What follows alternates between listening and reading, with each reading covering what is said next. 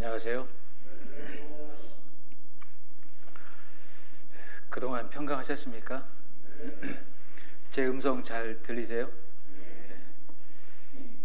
음성을 항상 하울링 나오기 전까지 좀 올려주시면 고맙겠습니다.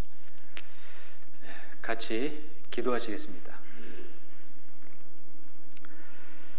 사랑이 많으신 살아계시는 아버지 하나님, 세상의 죄악 가운데에 헛된 소망 가운데 살아가던 저희들을 먼저 사랑하여 주시고 영원히 죄에서 구원해 주신 은혜를 참으로 감사합니다.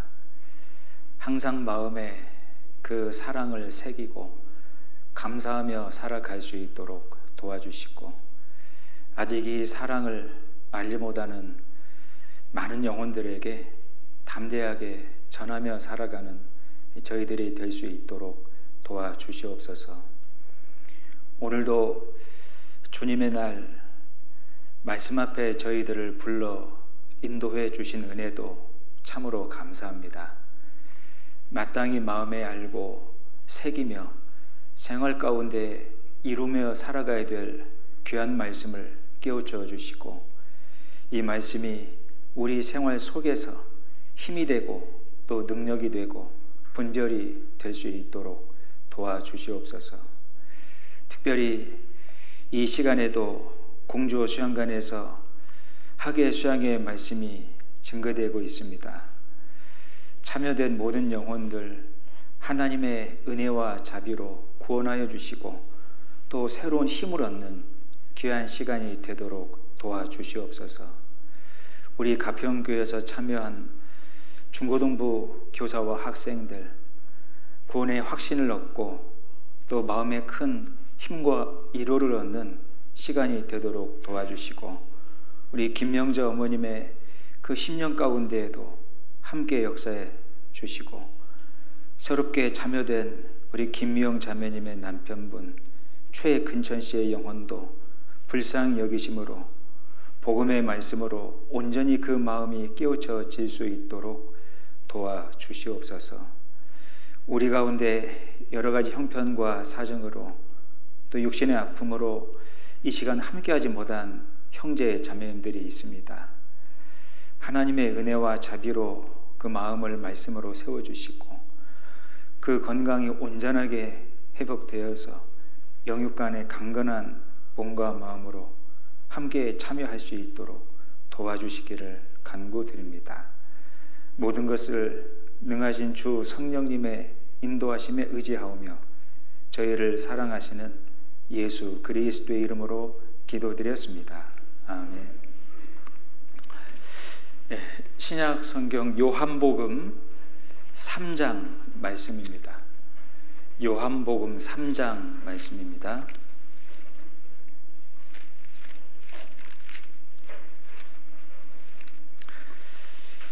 신약 성경 145페이지 요한복음 3장 1절에서 8절까지의 말씀입니다. 요한복음 3장 1절에서 8절까지의 말씀 다 찾으셨죠? 제가 봉독해 드리겠습니다. 바리새인 중에 니고데모라 하는 사람이 있으니 유대인의 관원이라. 그가 밤에 예수께 와서 가로되 랍비여, 우리가 당신은 하나님께로서 오신 선생인 줄 아나이다. 하나님이 함께 하시지 아니하시면 당신의 행하시는 이 표적을 아무라도 할 수 없음이니이다. 예수께서 대답하여 가라사대 진실로 진실로 내게 이르노니 사람이 거듭나지 아니하면 하나님 나라를 볼 수 없느니라. 니고데모가 가로되 사람이 늙으면 어떻게 날 수 있삼나이까? 두 번째 모태에 들어갔다가 날 수 있삼나이까? 예수께서 대답하시되 진실로 진실로 내게 이르노니 사람이 물과 성령으로 나지 아니하면 하나님 나라에 들어갈 수 없느니라. 육으로 난 것은 육이요 성령으로 난 것은 영이니 내가 네게 거듭나야 하겠다 하는 말을 기히 여기지 말라. 바람이 임으로 불매 내가 그 소리를 들어도 어디서 오며 어디로 가는지 알지 못하나니 성령으로 난 사람은 다 이러하니라.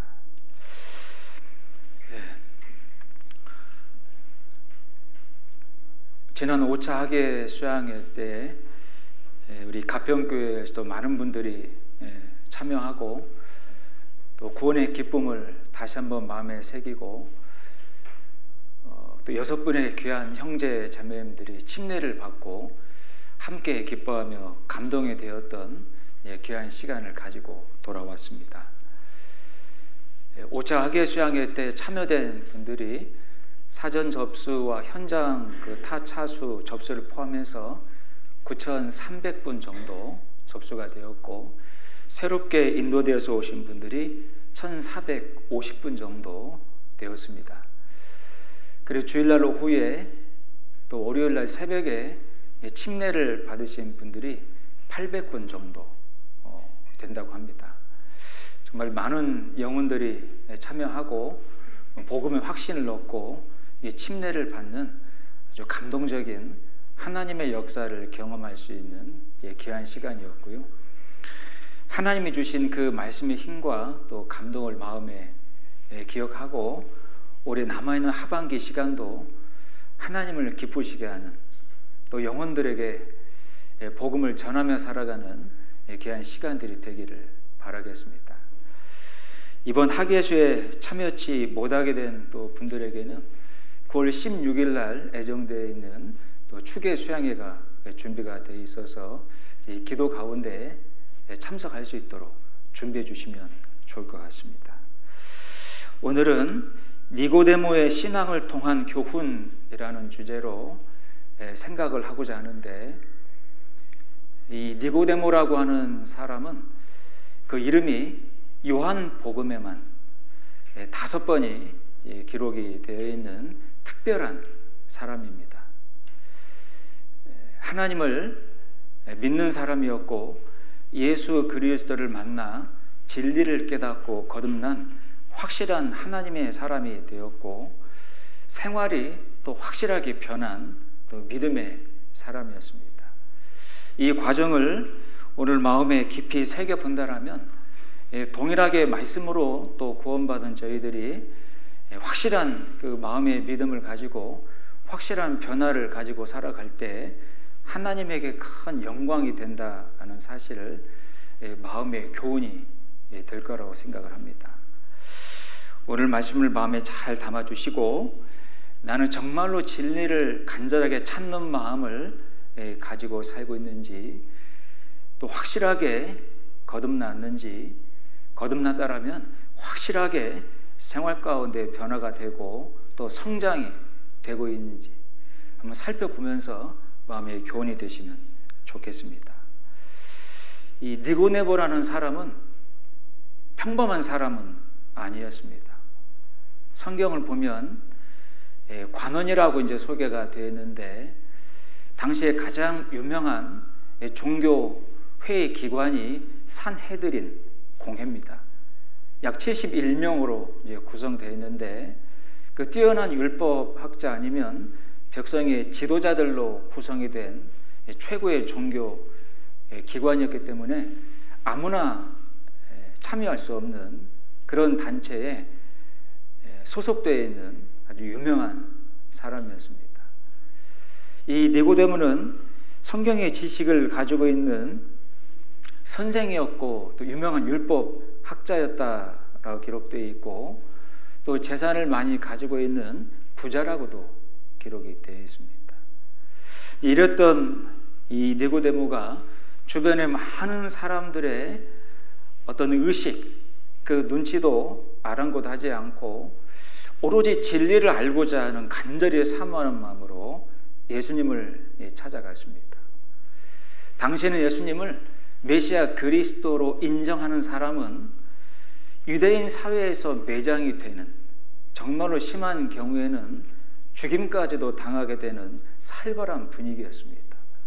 일반 백성들은 출교를 당하게 되고 유대교에서 출교를 당하면 장사를 할 수가 없습니다. 그 사회에서 온전하게 지낼 수가 없겠죠. 또 관원들은 출회를 당하는, 세상 말로 지도자도 모르게 죽임을 당할 수도 있는 그런 살벌한 분위기였다고 합니다. 이런 가운데 자신이 관원이었고 산헤드린 멤버였던 이 니고데모가 예수님을 찾아간다라고 하는 것은 엄청난 결정이었습니다. 정말 진리를 알고자 하는 간절한 마음이 아니었다라면 쉽지 않은 그런 발걸음이었지요. 이것이 세상에 이제 그 유대인 사회에서 발각이 되어서 공개적으로 비난을 받을 수도 있고 모함을 받을 수도 있고 출애를 당할 수도 있고 죽임을 당할 수도 있지만 아랑곳하지 않았던 니고데모. 결국 그 간절한 마음을 예수께서 보시고 거듭날 수 있도록 말씀으로 깨우쳐 주십니다. 그 복음인 진리가 너무나 값지고 중요한 거였기 때문에 생활이 완전히 이제 변화가 되고 있는 모습을 요한복음 전체를 통해서 볼 수 있습니다. 저희가 이 니고데모 신앙의 본을 닮아갈 수 있는 형제 자매님들이 되시면 좋겠습니다. 먼저 본문을 다시 한번 보겠습니다. 1절 말씀입니다. 바리새인 중 니고데모라 하는 사람이 있으니 유대인의 관원이라 산헤드린 공회 멤버였죠. 그가 왜 밤에 찾아갔을까요? 솔직히 눈치가 보이는 것은 사실이지 않습니까? 다소 연약했던 모습이지만 진리를 찾고자 하는 간절한 마음을 갖고 있었어요. 예수께 와서 가로되 랍비여, 우리가 당신은 하나님께로서 오신 선생인 줄 아나이다. 하나님이 함께 하시지 아니하시면 당신이 행하시는 이 표적을 아무라도 할 수 없음이니이다. 니고데모는 이 진리를 알고자 하는 진실되고 간절한 마음이 있었습니다. 자신도 율법 선생이고 학자지만 또 산헤드린 멤버는 40세 이상이 되어야만 됩니다. 육신적으로 나이가 더 어린 또 목수의 일을 하고 있는 예수님을 찾아가서 무릎을 꿇고 답을 구한다는 것은 자존심에도 엄청난 굴욕적인 그런 분위기였을 수도 있어요. 그런데도 예수님을 찾아가 진리를 구한다는 것은 아주 겸손한, 다른 사람의 충고를 잘 들을 줄 아는, 다른 사람의 권면을 잘 마음에 새기고 수용할 줄 아는 겸손한 마음을 가진 사람이었습니다. 오늘 주일날 말씀 앞에 오신 여러분들 정말로 간절하고 겸손한 마음으로 말씀을 듣고 있습니까? 그러셔야 됩니다. 우리의 마음은 하나님의 말씀을 담아가는 그릇이라고 볼 수 있어요. 오늘 어떤 말씀으로 내 마음에 담아 내 생활을 지켜주시고 보호하시며 바꿔주실까? 세상에 많은 사람들을 만나며 세상의 일들을 겪을, 또 고난도 있을 한 주간 내 생활 가운데 어떤 말씀을 통해서 중심을 잡아주시고 하나님을 기쁘시게 하는 삶을 살도록 인도해 주실까? 그 기대와 소망을 가지고 말씀을 들으셔야 됩니다. 또 어떤 말씀을 주셔도, 어떤 훈계를 나에게 주셔도 혹시 내 형편과 사정에 맞지 않는다 할지라도, 내가 생각지 못한 말씀을 주신다 할지라도 겸손한 마음으로 마음에 잘 받아들이고 생활 가운데 순종하며 살아가겠습니다 라고 하는 겸손한 마음도 가지셔야 됩니다. 학예 수양회 때 많은 사람들을 상담하게 됩니다. 같은 시간, 같은 장소에 오셔서 같은 말씀을 들으신 분들인데 상담을 하다 보면 그 결과가 너무나도 다른 모습을 보게 돼요. 어떤 분들은 3번, 4번째 수양회를 오신다는 분인데 여전히 마음이 맷돌 아래짝처럼 단단합니다. 세상에 자기가 주인인 것처럼 하나님 말씀을 받아들이지 않고 아주 자세가 꼿꼿합니다. 또 다른 증거 없어요? 다른 증거를 가지고 나를 한번 설득시켜 보세요. 그리고 다 안 돼요. 본인이 다 하는 얘기래요. 다 하는 말이래요. 정말로 그럴까요? 정말 어리석은 사람은 다 안다 박사예요. 우리 가운데 다 안다 박사들이 꽤 있습니다. 무조건 다 안돼. 다 가봤대. 다 알고 있대. 어리석은 자죠. 저는 성경 말씀을 배우며 1980년 8월 9일 날 구원받고 저번 많은 시간 많은 말씀을 배우고 있지만 배우면서 정말로 한 가지 알아가고 있는 것은 내가 너무나도 모르고 있구나. 너무나 내가 모르고 있구나. 아직도 하나님 앞에 배울 말씀이 너무나 많고 내가 너무 강하고 내가 너무나 미련하고 너무나 약하구나. 내 마음에 담아두고 지키며 순종 가운데 살아가야 될 말씀이 너무나 많구나. 이걸 더 알아가게 되는 것 같아요. 여러분 말씀 배우면서 이제 알만하다 그런 생각이 드십니까? 너무나도 모른다는 마음을 많이 갖게 되지 않습니까? 근데 다 안다 박사들은 다 안 돼요. 마치 미국의 로스앤젤레스 거기만 갔다 오고 미국 얘기가 나오기만 하면 마치 미국 전역을 다 갔다 온 것처럼 떠벌리면서 얘기합니다. 미국을 자기가 다 한대요. 다 가본 것처럼. 그런 마음은 간절한 마음도 아니고 겸손한 마음도 아닙니다. 하나님은 성령님은 사람의 마음을 보고 말씀을 깨우치게 하여 구원받도록 합니다. 여러분 말씀은 머리로 배우는 게 아닙니다. 마음으로 배우는 거예요. 세상의 드라마나 영화는 머리로 보고 들어요. 그러니 드라마, 영화 보고 나면 줄거리 다 기억하죠. 그리고 서로 얘기도 합니다. 그러고 까먹어요. 그런데 하나님의 말씀은 마음으로 배우는 거예요. 세상에 아무리 똑똑하고 배운 지식이 많아도 정말로 진리를 찾고자 하는 간절한 마음과 겸손한 마음이 아니면 절대 깨닫지 못합니다. 하나님이 그런 자들에게는 하나님을 숨기신다라고 말씀하고 있어요. 어린아이처럼 겸손하고 순수한 마음을 가진 자들에게 말씀을 열어서 깨우치신다라고 말씀하신 겁니다. 니고데모는 그런 면에서 정말로 겸손한 사람이었고 간절한 마음으로 예수님에게 나왔어요. 저희도 구원받을 때 그 간절한 마음이 있었기 때문에 구원을 받은 겁니다. 또 구원받고 그 간절한 마음이 있어야 하나님 말씀을 내 마음에 담아갈 수 있어요. 사도행전 17장 말씀에 보면 베레아 사람들 이야기가 나오죠. 베레아 사람은 데살로니가 사람들보다 더 신사적이어서 어떤 면이 더 신사적이었답니까? 하나님의 말씀을 마음에 받음으로 이 말씀이 정말로 그런가 하여 간절히 사모하고 성경을 날마다 상고함으로 믿은 자들이 적지 아니하더라. 그게 신사적인 마음입니다. 오픈 마인드. 마음이 열려있는 거예요. 옛날에 서당에서 학생들을 가르치는 그 학습지를 추구집이라고 부릅니다. 그 추구집에 기록되어 있는 말 중에 계문 만복래라는 말이 있어요. 계문 만복래. 문을 열어뒀더니 10,000가지 복이 들어온다는 얘기죠.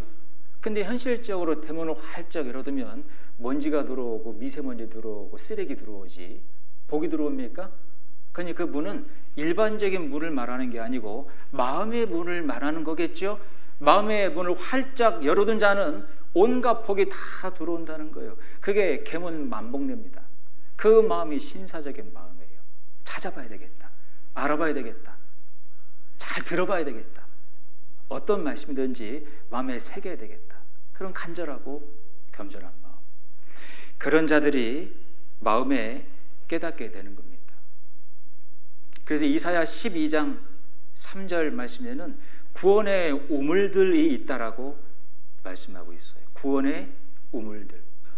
우물은 영혼의 만족과 관련이 있습니다. 예수님께서도 세상이 주는 물은 다시 목이 마르지만 나를 통해서 말씀으로 알아가는 그 물은 영원히 목이 마르지 않는 생명샘이 될 거다 그러셨습니다.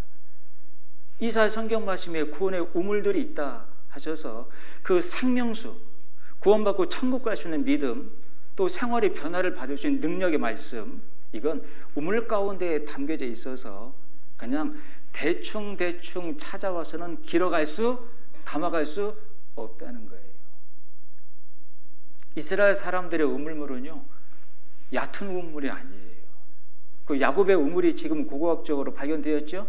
지금도 33m짜리 우물이 발견됐는데 당시에 이스라엘 사람들의 우물은 100m가 넘는 엄청나게 깊은 우물이었습니다. 웬만한 마음 가지고서는 그 우물물을 길어갈 수가 없었어요. 인내도 필요했고 끈기도 필요했고 정말 물을 가져가야 되겠다라고 하는 간절한 마음을 가진 자들이 저희 우물물을 떠갔던 겁니다. 구원도 그런 우물물이에요. 간절히 찾는 마음으로 정말 하나님 앞에 겸손한 마음으로 그런 자들이 수양회 때 상담을 하다 보면 정말로 똑부러지게 구원을 받습니다. 대충 구원받는 게 아니에요. 벌써 1차 때 상담하고 구원받은 분이 제가 5차 때 또 들어온 분을 봤습니다. 영혼을 데리고. 이 말씀이 너무나도 귀하고 너무나도 분명한 말씀이어서 그렇게 찾았는데 마치 12년 동안 혈류병을 앓고 있던 여인이 수많은 세상의 의원들을 만나보고 많은 돈을 허비했지만 그 병을 고침받지 못하다가 주님을 만났을 때 옷자락만 만졌는데도 12년 동안 고생한 혈류병이 싹 근원이 나갔지 않습니까? 제가 그분을 만났어요. 세상의 진리가 뭘까? 난 어디서 왔고 왜 살고 있고 죽으면 어떻게 되는 것인지 사춘기 때만 잠깐 하는 고민이 아닌 인생 가운데 반드시 고민하고 답을 찾아야 되는 그 문제에 대한 고민을 세상의 모든 종교를 다 연구한 사람이에요. 가본 사람입니다. 본 사람이에요. 답이 없더라는 거예요. 근데 1차 수양회 때 이 복음 말씀 듣고 정확하게 진리를 깨달은 겁니다. 그 간절히 찾는 마음으로 말씀을 들었어요. 그리고 변화되어서 5차 때 영혼들을 또 데리고 들어오더라고요. 이 복음은 모든 믿는 자에게 구원을 주시는 하나님의 능력과 힘이 됩니다. 정말 확실하게 구원을 받은 사람, 확실하게 변화돼요. 왜 확실하게 구원받습니까? 간절한 마음으로 말씀을 듣고 겸손한 마음으로 말씀을 들으니까요. 마태복음, 여기는 잡아두시죠. 마태복음 12장을 보겠습니다.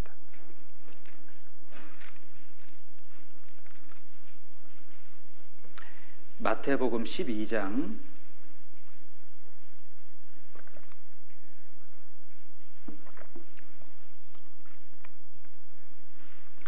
42절 말씀입니다. 마태복음 12장 42절 신약 20페이지입니다. 같이 읽겠습니다. 심판 때에 남방 여왕이 일어나 이 세대 사람을 정죄하리니 이는 그가 솔로몬의 지혜로운 말을 들으려고 땅 끝에서 왔음이오니와 솔로몬보다 더 큰 이가 여기 있느니라. 예수님께서 말씀하셨습니다. 솔로몬보다 더 큰 이가 바로 너희 눈앞에 여기 있느니라. 예수님 자신을 두고 하시는 말씀입니다. 솔직히 여러분, 솔로몬 왕 그 인간을 예수님에게 비교한다는 것 자체가 말이 안 되는 거예요. 그렇지 않습니까? 사람을 어찌 하나님이신 예수님에게 비교할 수 있겠어요? 손가락에 묻어있는 물 한 방울을 태평양 물과 비교할 수 있겠습니까? 손에 잡혀있는 촛불 하나를 태양 그 빛에 비교할 수 있겠습니까? 말이 안 되는 거죠. 근데요, 얼마나 간절한 마음을 가지고 있는지, 얼마나 간절한 마음을 가진 자가 진리를 깨닫고 마음에 얻어가는지, 이걸 설명하고 있는 겁니다. 여러분 아시잖아요. 열왕기상 10장 말씀에 솔로몬 왕의 지혜를 얻으려고 찾아간 스바 여왕 이야기, 그 찾아간 거리가 직선거리가 1500km예요. 산맥과 사막을 통과했다 생각해 보면 약 2400km고 낙타를 가지고 이동을 해도 3개월은 좋게 걸리는 그 거리에 수많은 금은 보화를 가득 실었는데 금만 무게가 4톤이었습니다. 수행원을 데리고 그 여왕이 솔로몬을 찾아갔어요. 가진 것이 많은 여왕이었고 남 부러울 곳이 없는 명예를 가진 왕이었습니다. 근데 자기 인생 문제에 대해서는 답이 없는 거예요. 답이. 주변에 똑똑한 신하들이 많이 있었겠지만 세상에 돌아가는 이치는 설명을 해줘도 자기 인생에 대해서는 조금도 설명하지를 못하는 겁니다. 지금으로 말하면 아무리 서울대를 나왔어도 아무리 연대 고대를 나왔어도 카이스트를 나왔어도 인생의 근본적인 문제에 대한 답을 알지는 못합니다. 근데 소문을 들었죠? 솔로몬 왕의 지혜가 인생의 모든 질문들에 대해서 답을 줄 수 있는 지혜라는 소문을 들은 겁니다. 과연 그 솔로몬에게 그 지혜를 주신 신이 어떤 분이신지 또 그 지혜는 어떤 지혜인지 궁금했어요. 그걸 깨닫고 싶었습니다.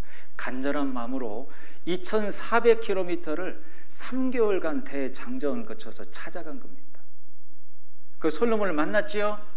솔로몬을 만나 그 지혜를 들으니 이 솔로몬이 그 여왕의 질문에 하나도 대답지 못한 것이 없었다라고 기록이 돼 있었어요.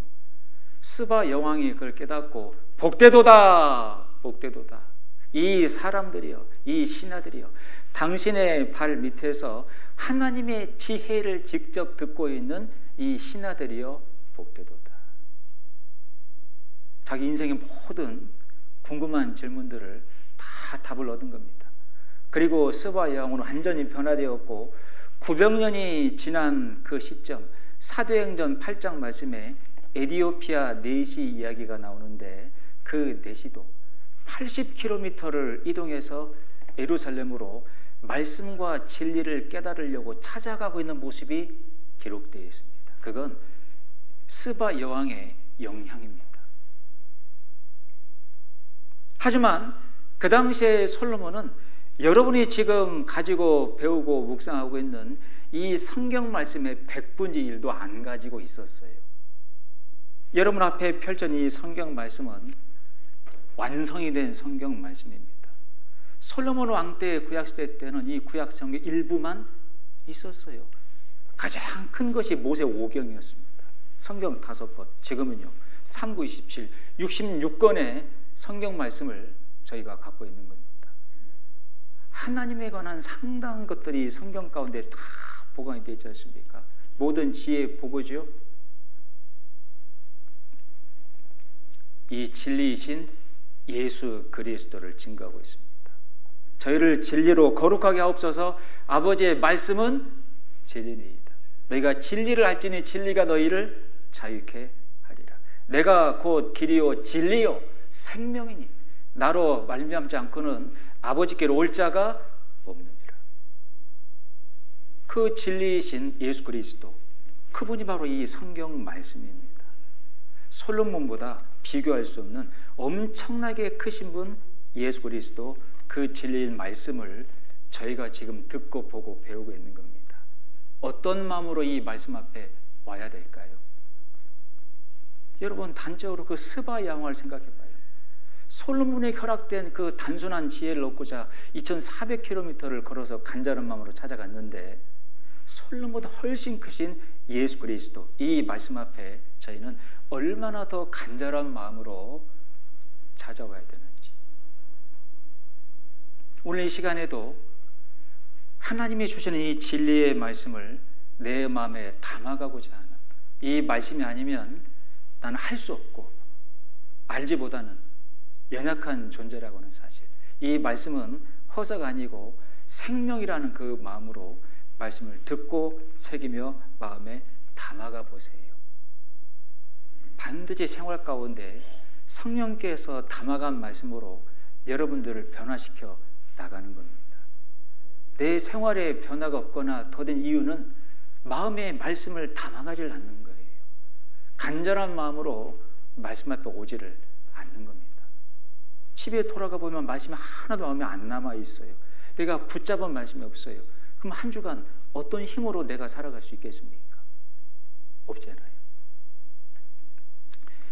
니고데모는 정말로 간절한 마음으로 이 진리를 깨닫고 담아가고자 예수님을 찾아온 사람이었고 그 진리를 깨달은 사람입니다. 자, 우리 형제 자매님들의 마음에도 항상 말씀 앞에 또 주님 앞에 온다는 마음으로 간절한 마음으로 찾고자 구하자 하는 마음으로 오셔야 됩니다. 에레미야 29장 3절 말씀에 간절히 나를 찾는 자가 나를 만나리라 라고 말씀을 하셨습니다. 그리고 이 니고데모는 어떤 말씀도 나에게 주신 대로 내가 순종 가운데 내 마음을 무릎 꿇고 살아가겠습니다 라고 하는 충고와 권면을 잘 받아들일 줄 아는 겸손한 사람이었습니다. 본문 요한복음 3장을 다시 한번 보겠습니다. 요한복음 3장 1절을 다시 보겠습니다.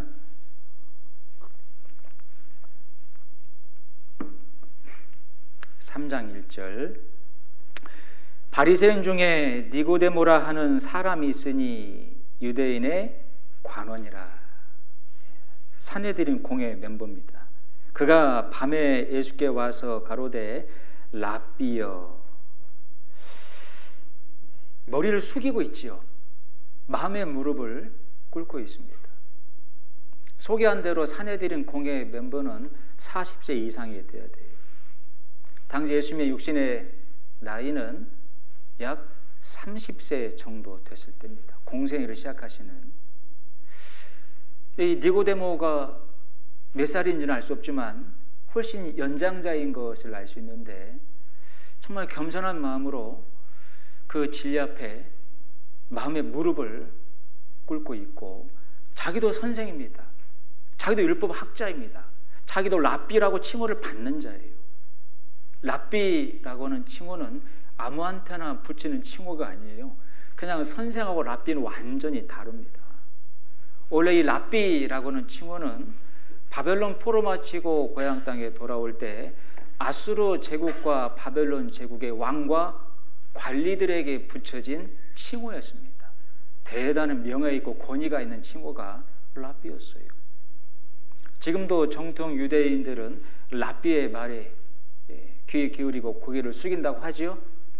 제가 2007년도 1월 달에 영국 단기 선교 갔을 때 만난 구원받은 유대인, 그 유대인도 그런 말을 했습니다. 자기들 사이에 랍비가 있고 고향 땅에 돌아가는 그 시기, 그 명단이 정해져 있다라는 얘기를 했고, 그 콜린이라고 하는 유대인이 9월 달에 고향 땅에 들어간 것을 제가 나중에 들어갔을 때 확인을 했어요.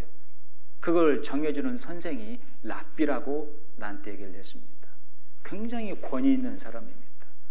자기도 그런 랍비인데 예수님을 랍비라고 부르고 있잖아요. 근데 지금 하던 일은 뭔 일입니까? 목수일입니다. 그 당시에 천한 목수일. 고기를 잡는 어부, 집을 지는 목수, 그 당시에 천한 직업이었습니다. 예수님의 육신의 아버지가 요셉이었고 목수였지 않습니까? 근데 대단 율법 학자고 산헤드린 공회 멤버인 니고데모가 나이도 많은데 찾아가서 예수님에게 랍비여, 이게 쉬워요? 그러고 있지 않습니까? 이미 마음이 낮아져 있고 겸손해져 있다는 것을 알 수 있어요. 이런 자의 마음을 예수님이 한 번에 알아보신 겁니다. 한 번에. 여러분, 정말 겸손해야 형제 자매 간에도 원활한 교제가 되고요. 정말로 겸손해야 하나님 말씀이 내 마음에 깨달아집니다. 정말로 겸손해야 그 말씀으로 자기가 바뀌어요. 니고데모는 어떤 충고나 어떤 권면도 다 받을 준비가 되어 있는 겁니다. 이때 또 한번 보죠. 2절 밤에 예수께 와서 가로되 랍비여 우리가 당신은 하나님께로서 오신 선생인 줄을 아나이다. 하나님이 함께 하시지 아니하시면 당신의 행하시는 이 표적을 아무라도 할 수 없음이니이다. 예. 예수님이 하시는 말씀, 행하시는 기적, 이건 사람이 할 수 없는 일인 것을 깨달았어요. 진리 가운데 하나는 예수님은 하나님이 육신의 몸을 입고 이 세상 오신 하나님이십니다. 죄를 사할 수 있는 권세와 능력이 있다는 것을 보여주시려고 천국 복음을 전하실 때 많은 이적과 기적을 보이셨지요. 봉사의 눈을 뜨게 하고 안중병이를 일으켜 세우고 오병이어의 기적을 벌였고 죽은 사람까지 살려냈습니다. 그런 기적을 왜 보이셨습니까? 예수님이 하나님이시다, 백성들을 죄에서 구원할 능력자이시다 라는 것을 증거해 보이시려고요. 그런데도 대다수의 사람들은 그런 그 말씀과 모습을 보면서도 예수님을 믿지를 않았잖아요. 심지어 육신의 동생들마저도 형님 예수가 미쳤다고, 귀신 들렸다고, 귀신 들려서 저런 희한한 일을 벌이고 있다고 배척했습니다. 그런데 니고데모는 마음에 깨달았어요. 이분야말로 하나님이 맞다. 하늘에서 오신 분이 아니면 이런 말씀과 이런 일을 할 수 없다. 예수님 자신도 너희가 나를 못 믿겠거든 내 하는 일을 보고 나를 믿으라 라고도 말씀을 하셨잖아요. 요한복음 12장 말씀 보면 관원들 중에 적지 않은 수가 마음이 움직여졌다라고 기록되어 있는데 출회를 당할까 봐 드러나게 말을 못했다 기록되어 있습니다. 그건 하나님의 영광보다도 사람의 영광을 더 생각하였더라. 그러니 이 말씀과 행하시는 모습을 보고 관원들 중에 마음이 움직인 자들이 있었습니다. 근데 드러내게 말을 못했어요. 자기 자존심도 생각했을 거고 또 출회를 당할까 봐, 육신적인 손해를 보게 될까 봐 말을 꺼내지를 못한 거지요. 어쩌면 비겁하고 비굴한 모습이라고도 볼 수 있는 겁니다. 그런데도 니고데모는 그런 것도 아랑곳 하지 않고 예수님에게 찾아와서 랍비라고 부르며 하나님이시고 주님이신 것을 인정하고 있는 겁니다. 그러니 무릎을 꿇을 수밖에 해요. 하나님이라고 인정을 하고 있는데 마음에 무릎을 꿇을 수밖에 해요. 정말로 겸손해진 겁니다. 그런 가운데 이 마음에 정말로 중요한 것들을 담아간 거죠. 사람이 어떻게 거듭나서 천국 갈 수 있는지 그 진리를 깨닫고 간 겁니다. 저희들도 거듭나서 구원받아 천국 갈 수 있는 믿음을 갖게 될 때 겸손한 마음이 아니었다라면 절대 그 진리는 깨달을 수 없어요. 여러분들이 구원받을 때 어떤 마음이었는지를 한번 돌아보세요. 정말로 간절하고 겸손한 마음으로 이 진리를 들으셨습니까? 그렇게 깨달아야 확실한 구원입니다.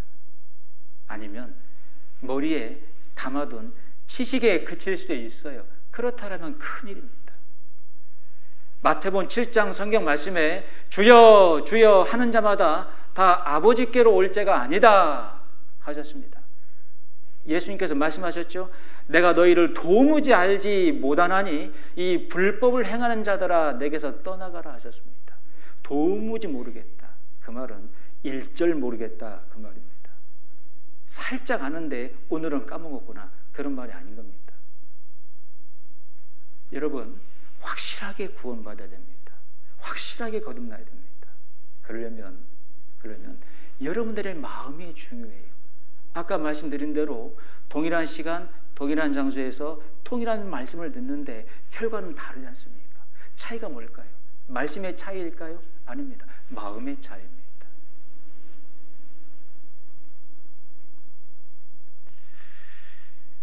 어떨 때는요, 저분이 정말 구원을 받았을까? 이 복음은 하나님의 피가 발려진 복음인데 그걸 조금도 감사하고 고마운 마음으로 갖고 있지 않다라면 정말로 구원을 받았을까? 어찌 그런 마음을 가질 수 있을까? 사람이 나를 위해서 은혜를 베풀고 사람이 나 때문에 대신 죽었다라면 엄청난 은혜와 사랑일 텐데, 창조주 하나님이 피조물인 나를 위해서 대신 피 흘려 죽으신 그 사랑을 어찌 감사함과 은혜로 갖고 있지 않을까? 그게 구원이라고 볼 수 있을까요? 여러분, 그 사랑과 그 복음의 말씀은 간절한 마음과 겸손한 마음을 가진 자들이 깨닫는 겁니다. 머리로 깨닫는 게 아니니까요. 마음으로 깨닫는 거니까요. 정말로 그런 자들이 생활 가운데에도 하나님을 주님으로 인정하고 하나님이 말씀으로 권면하고 때로 책망하는 말씀을 겸손한 마음으로 하나님의 말씀으로 받아들일 줄을 아는 겁니다. 신약에 기록되어 있는 데살로니가 성경 말씀, 사도 바울이 3주간에 걸쳐서 복음을 전해 구원받고 세워진, 급속도로 빠르게 세워진 교회입니다. 단 3주 만에. 근데 데살로니가 전서 후서 말씀 보면 그들의 상황이, 그들의 생활이 급속도로 변하고 있다는 걸 기록하고 있죠. 저도 그 지역을 가봤는데요. 지금의 그리스 나라라는 지역입니다. 우상들이 얼마나 많은지 몰라요.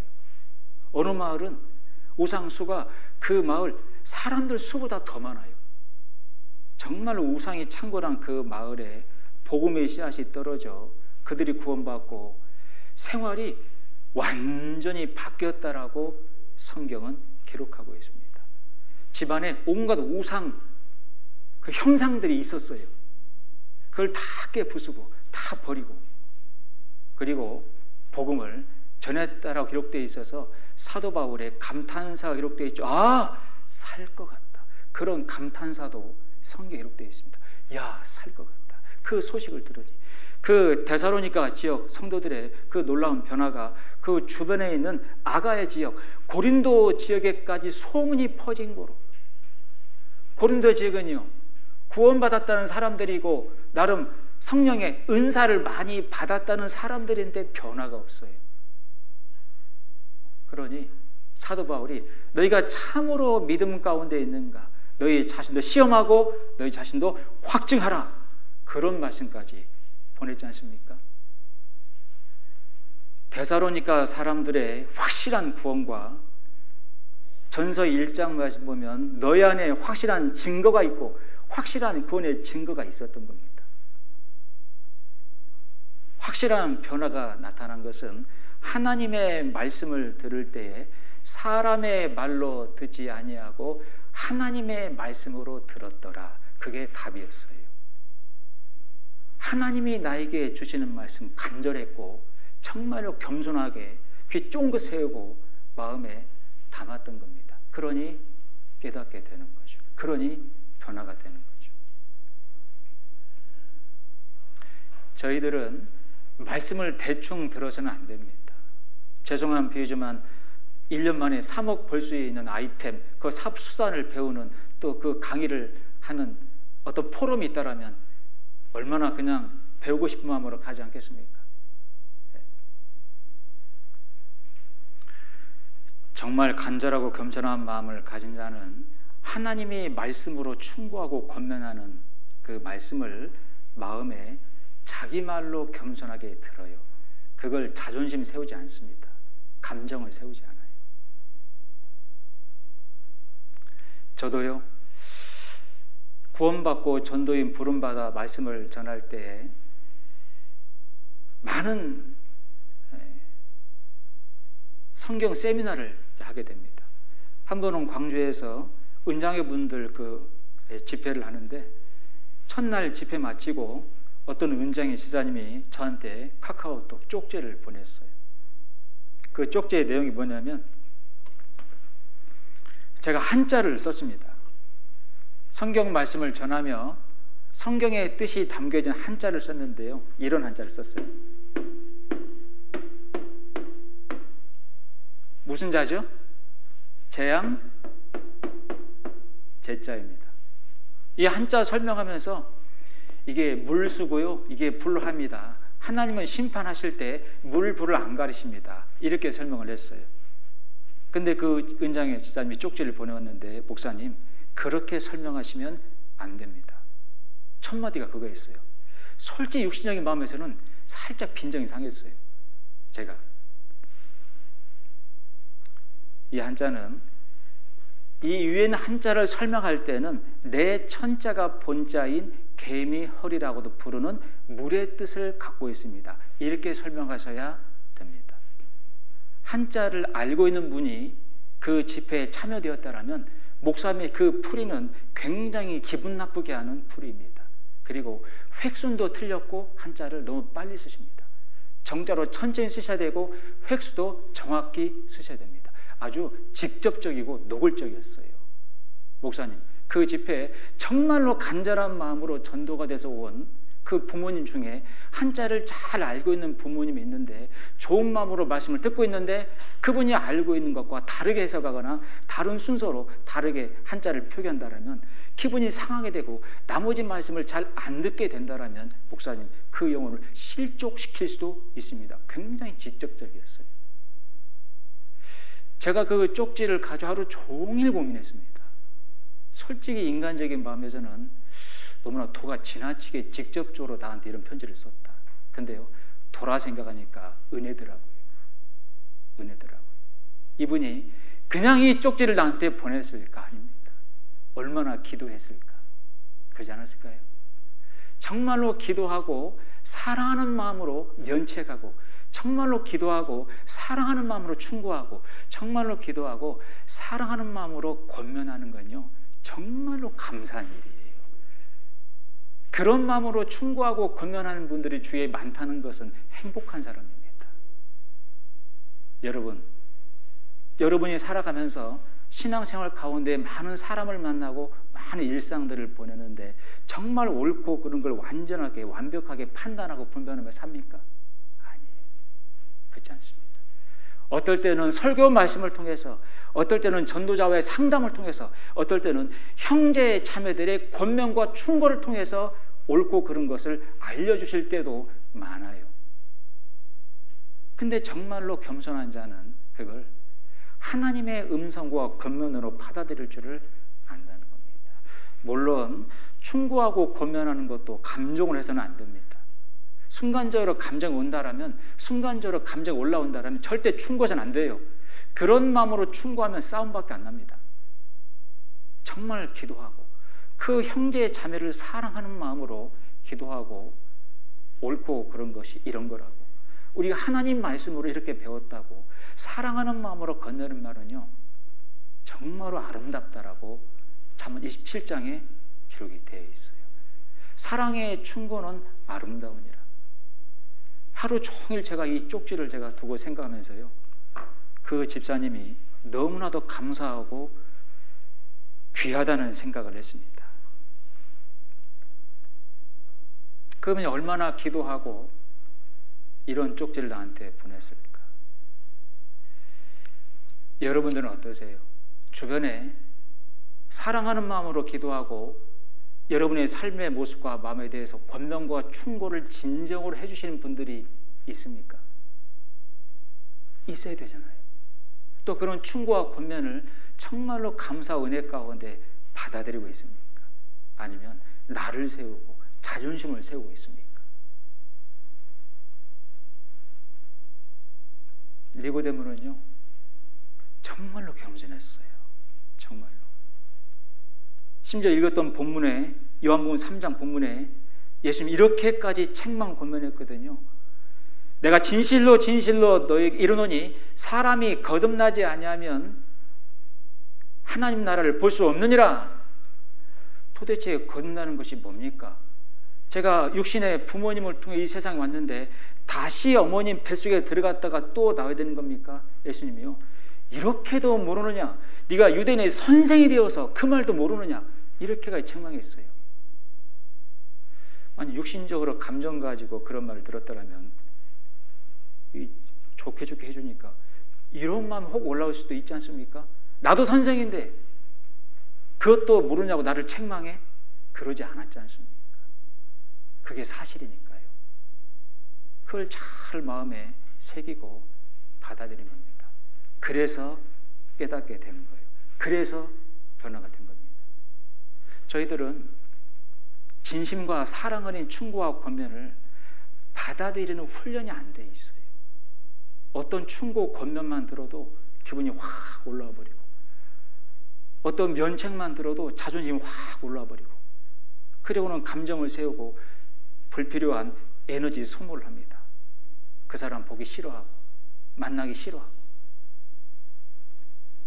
교만한 겁니다. 교만한 거예요. 야고보 성경 말씀에 하나님은 교만한 자를 물리치시고 겸손한 자에게 은혜를 베푸시느니라. 주 아래서 능하신 소 아래 겸손하라. 너희가 겸손하면 하나님께서 높이시리라 말씀을 했지 않습니까? 여기 갈라디아서 1장도 한번 보겠습니다. 2장 한번 보겠습니다.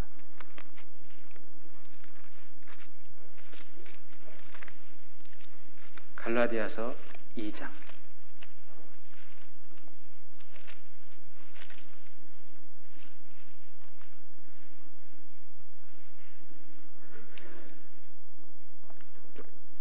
갈라디아서 2장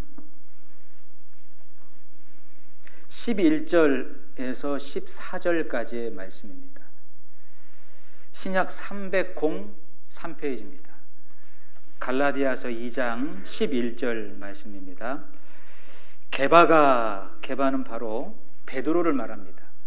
안디옥에 이르렀을 때 책망할 일이 있기로 내가 저를 면책하노라.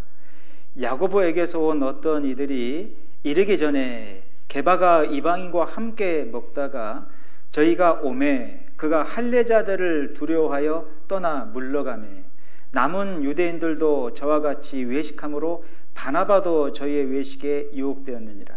그러므로 나는 저희가 복음의 진리를 따라 바로 행하지 아니함을 보고 모든 자 앞에서 게바에게 이르되 네가 유대인으로서 이방을 좇고 유대인답게 살지 아니하면서 어찌하여 억지로 이방인을 유대인답게 살게 하려느냐 하였노라.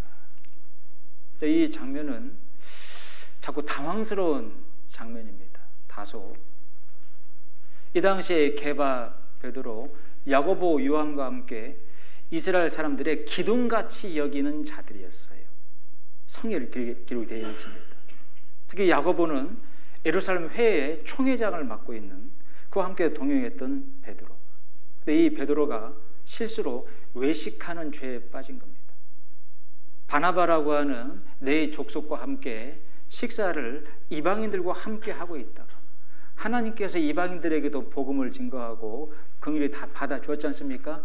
문제될 것이 없지요. 이방인과 유대인과 문제될 것이 없이 예수님의 피로 구원받으면 단 가족이었습니다.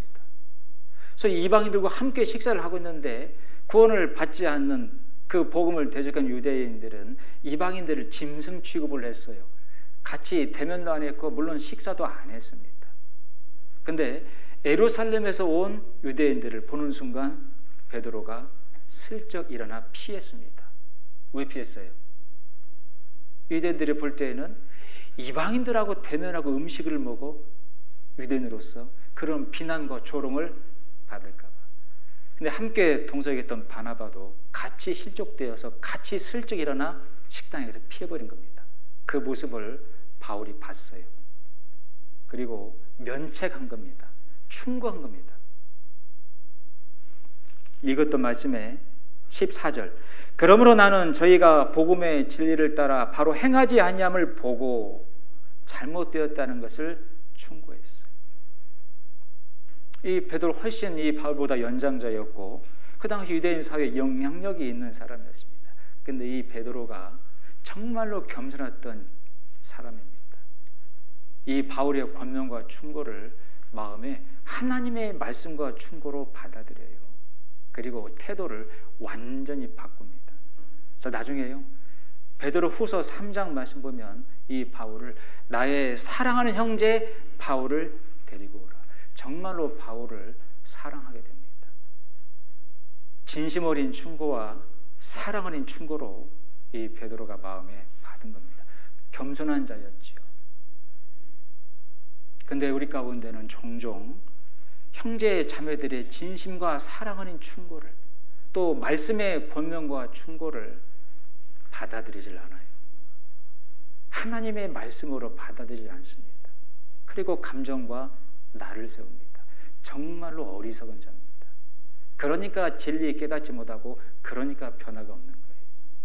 잠언 12장을 보겠습니다.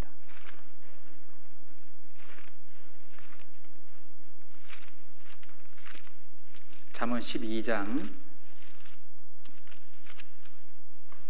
15절 말씀입니다.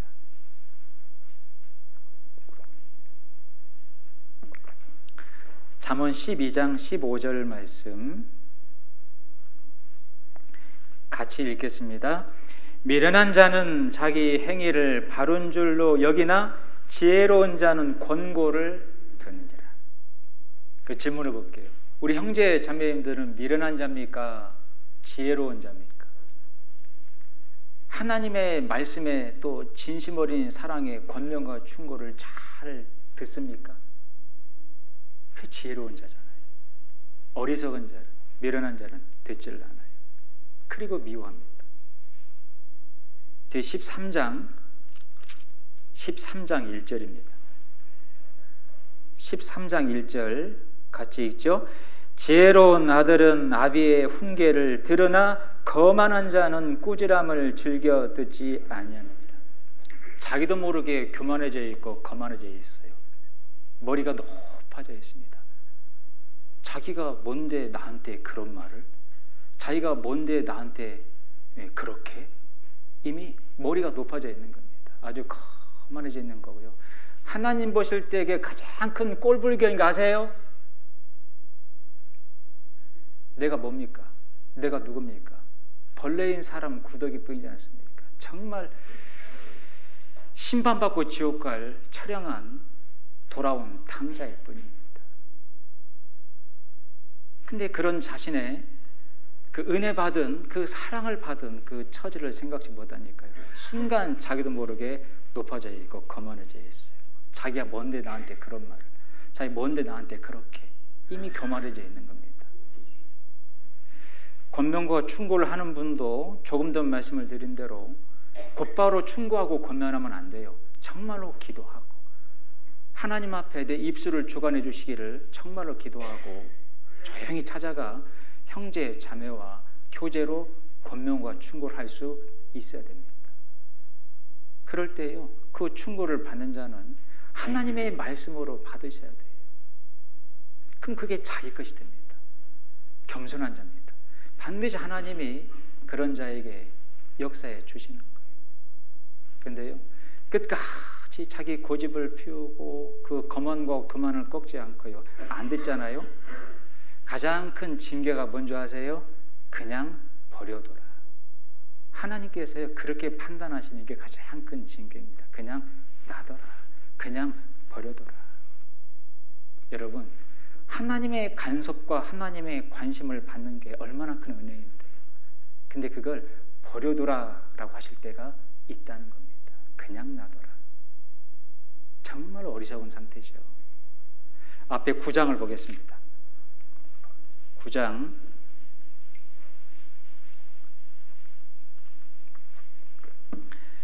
7절 8절입니다. 9장 7절 8절 같이 읽습니다. 거만한 자를 징계하는 자는 도리어 능욕을 받고 악인을 책망하는 자는 도리어 흠을 잡히느니라. 거만한 자를 책망하지 말라. 그가 너를 미워할까 두려우니라. 지혜 있는 자를 책망하라. 그가 너를 사랑하리라. 이 말씀을 잘 생각해 보세요. 나는 권면과 충고 그 면책을 정말로 겸손하게 잘 받아들이고 있는 사람인지 아닌지. 여러분, 몸된 교회 가운데 나에게 필요한 말과 어떤 필요한 그 메시지를 하나님이 꿈 가운데 나타나서 전하는 게 아닙니다. 강대상에서 전해지는 하나님의 말씀을 통해서 또 교제를 통해서, 어떨 때는 개인적인 권면과 충고를 통해서 하나님의 몸된 교회 가운데 의사소통을 하시는 겁니다. 크게 100% 맞아요. 그래서 고린도 성경 말씀에 우리 가운데는 성령의 교통하심이 있다라고 기록이 되어 있잖아요. 정말 감사하게 받아들이면 얼마나 큰 은혜입니까? 나를 위한 말인데, 나를 위한 기도인데, 근데 그걸 나를 세워요. 거만한 자입니다. 교만한 자고요. 정말 심한 경우는요, 하나님이 그냥 내둬라 버려둬라 하십니다.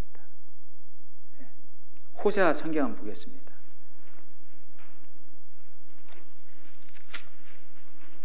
호세아 성경 4장입니다.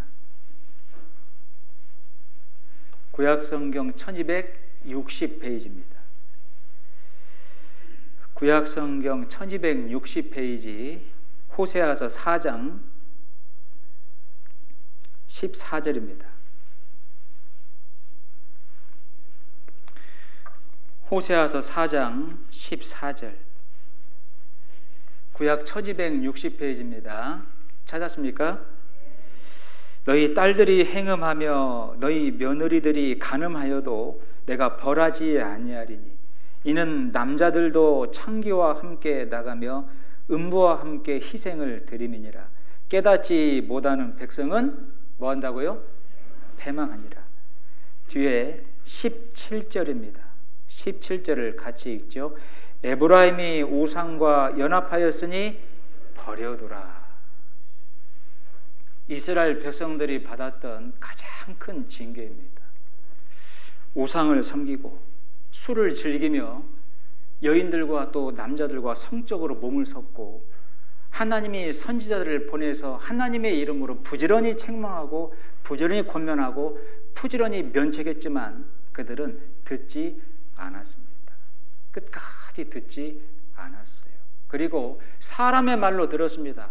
이 선지자는 바람이라 허풍쟁이라 겁주는 말을 던지는구나 라고 사람의 말처럼 듣고 무시해버렸습니다. 그러니까 하나님이 심판의 메시지를 보낸 거죠.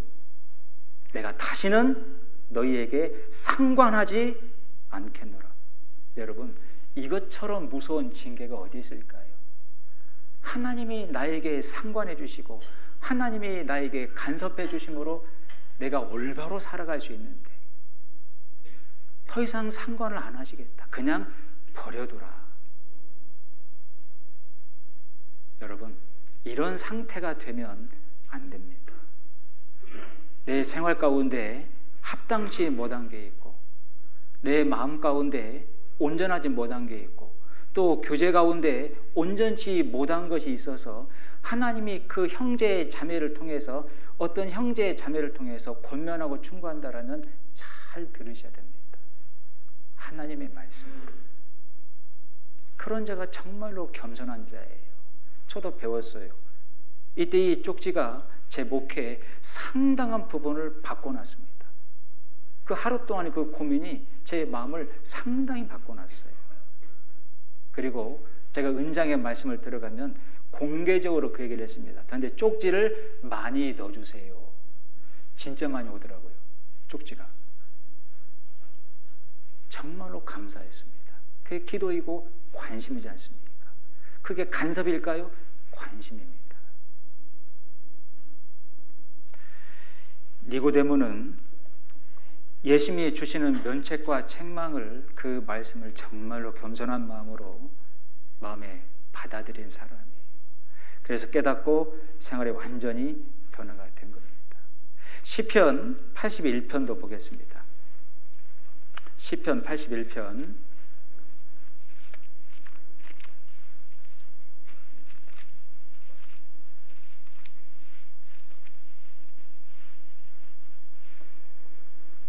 시편 81편 11절 12절입니다.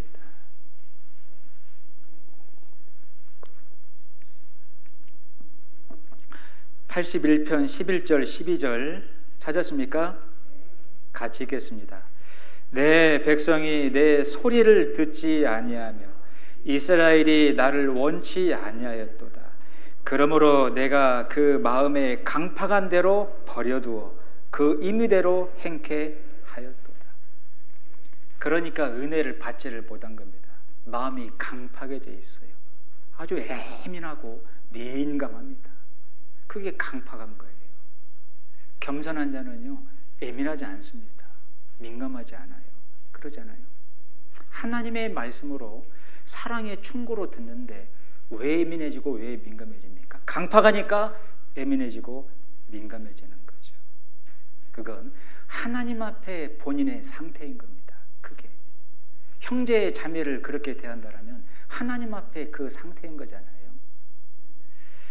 정말 어떤 경우 마음대로 하게 버려두라, 정말 무서운 징계를 받을 수 있어서요, 자기가 마음대로 말하고 마음대로 행동하는데 누구도 충고 한마디를 안 해요. 가장 비참한 상태인 겁니다.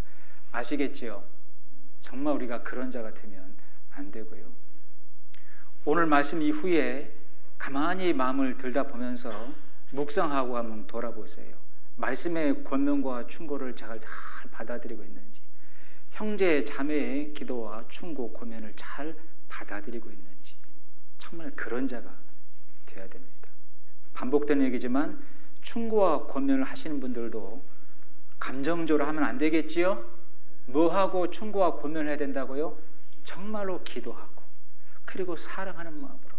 그러면 충고를 듣는 분도 잘 받아들이고 충고한 분을 사랑하게 됩니다. 그래서 바울 사도와 베드로 사도는 진심으로 사랑을 나눈 사이가 되었다라고 기록이 되는 겁니다. 아시겠죠? 요한복음 3장 본문을 돌아가 보겠습니다.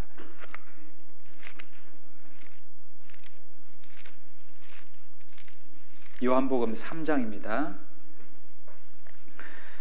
3장 3절에서 5절까지를 보겠습니다. 예수께서 대답하여 가라사대 진실로 진실로 내게 이르노니 사람이 거듭나지 아니하면 하나님 나라를 볼 수 없느니라. 니고데모가 가로되 사람이 늙으면 어떻게 날 수 있삼나이까? 두 번째 모태에 들어갔다가 날 수 있삼나이까? 예수께서 대답하시되 같이 읽겠습니다. 진실로 진실로 내게 이르노니 사람이 물과 성령으로 나지 아니하면 하나님 나라에 들어갈 수 없느니라 하셨습니다. 예수님이 이렇게 말씀을 하신 것은 정말로 확실하게 거듭나야 구원받아야 된다는 것을 말씀하고 있는 겁니다. 진실로 진실로 내게 이르노니, 하나님 나라 볼 수 없다, 거듭나지 않으면 이건 들어갈 수 없다는 말보다 더 강한 말이에요. 못 들어간다는 말보다요, 못 본다는 말 훨씬 더 강한 말입니다. 꿈도 꿀 수 없다라는 말입니다. 거듭나지 아니하면, 그러면 정말로 내가 하나님의 말씀을 통해 확실하게 거듭났냐는 거죠. 그게 분명해야 되지 않습니까? 예수께서 말씀하시죠. 물과 성령으로 나지 아니하면 하나님께 들어갈 수 없느니라. 물과 성령으로 거듭난다는 말이 뭔 말입니까? 이 말씀이 중요합니다.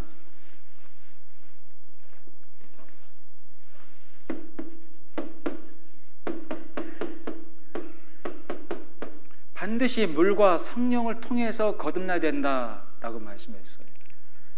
거듭나지 않으면 절대 하나님 나라를 볼 수 없다. 이제 거듭난다는 게 굉장히 중요하다는 것을 알 수 있겠지요. 모든 것의 첫 출발과 시작입니다. 이 물은 하나님의 심판과 공의를 설명합니다. 마치 홍수의 심판을 내리셨던 것처럼, 노아 시대 때. 그리고 부활은, 성령은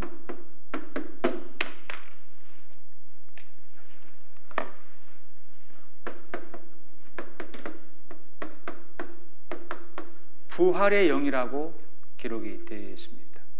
그니 물과 성령으로 거듭나야 된다, 이 말은 예수 그리스도를 설명하고 있는 거고, 그분의 죽으심과 그분의 부활하심으로 거듭나지 아니하면 그 뜻이에요. 그러니 이게 바로 복음이지 않습니까? 성경 곳곳에 복음을 설명하고 있잖아요. 성경대로 예수님께서 이 세상에 오셨고, 성경대로 영원한 속죄의 구원을 완성하셨고, 성경대로 부활하셨고, 성경대로 승천하신 사실, 그게 복음이에요. 그가 물과 성령으로 거듭나야 된다, 그 말입니다. 우리가 이 복음을 지금 배우고 있지 않습니까? 그러니 어떤 신비한 기적과 체험, 감정으로 구원받는 게 아니고 성경 가운데 기록되어 있는 예수 그리스도의 죽으심과 부활하심, 그걸로 완성하신 영원한 속죄, 그걸 깨닫고 믿는 것이 거듭나는 겁니다. 그런 자만이 하나님 나라를 볼 수 있다라고 말씀하니까 이게 가장 큰 거죠. 가장 큰 거. 그러니 이거에다가 다른 걸 절대 보태서는 안 되는 거예요. 안식일을 지켜야 된다, 유월절을 지켜야 된다, 이적을 체험해야 된다, 방언 영찬이 터져야 된다, 신유 은사를 받아야 된다, 다 거짓말입니다. 이것이 아니고서는 하나님 나라를 볼 수 없다 그랬잖아요. 근데 이것 말고 다른 걸 더 의지하는 거 다 속고 있는 거예요. 그게 베드로전서 1장 한번 보겠습니다.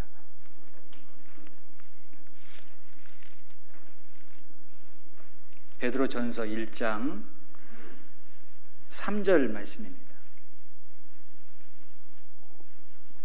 신약성경 377페이지입니다.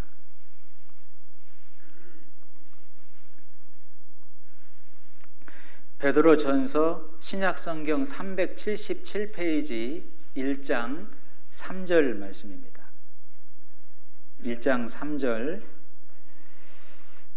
찾았습니까? 같이 읽겠습니다. 찬송하리로다. 우리 주 예수 그리스도의 아버지 하나님이 그 많으신 긍휼대로 예수 그리스도의 죽은 자 가운데에서 부활하심으로 말미암아 우리를 거듭나게 하사 산 소망이 있게 하시며 그랬잖아요. 예수님의 죽으심과 부활하심으로 말미암아 거듭나게 하사, 그분의 죽으심과 그분의 부활하심이 아니면 우리 죄는 여전히 그대로 있는 겁니다. 로마서 4장 25절에 너의 범죄함을 위하여 예수님이 내어줌이 되시고 죽으셨다 그 말입니다. 너희의 의롭다 하심을 위하여 다시 살아나셨느니라. 우리의 죄 때문에 십자가에도 죽으시고 우리의 의롭다 하심을 위해서 부활하셨다. 그 사실, 그 말씀이 복음이고 그게 물과 성령으로 거듭나는 거예요. 여러분, 물과 성령으로 거듭나셨어요? 확실합니까? 그 뒤에 23절도 보겠습니다. 23절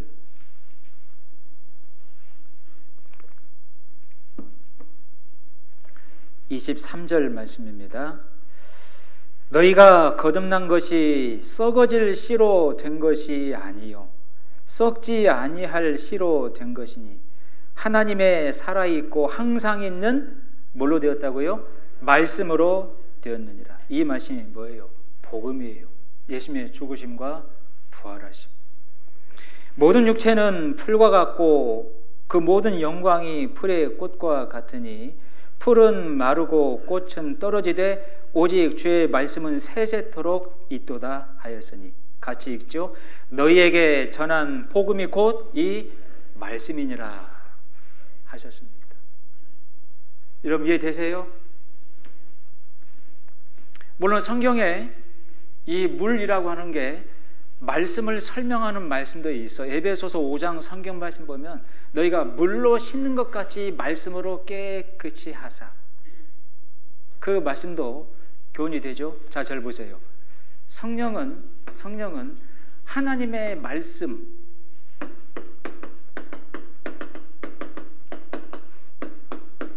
하나님의 말씀을 우리에게 전하셔서 깨우치게 하시고 구원받게 하시니까요. 이 물을 말씀으로 봐도 틀리지 않아요. 근데 예수님이 직접 니고데모에게 하신 말씀에 물과 성령으로 거듭난다라는 말씀은 자신의 죽으심과 부활하심을 두고 하시는 말씀입니다. 물은 심판과 공의를 뜻하는 거고 예수님이 직접 십자가에서 죽으실 것, 그 공의와 심판이 집행될 것을 말씀하신 거고, 이 성령 그냥 영이 아니에요. 부활의 영입니다. 그러니 예수님의 죽으심과 부활하심, 이 복음이 우리를 살린 겁니다. 그러죠? 맞죠? 요한복음 1장을 보겠습니다.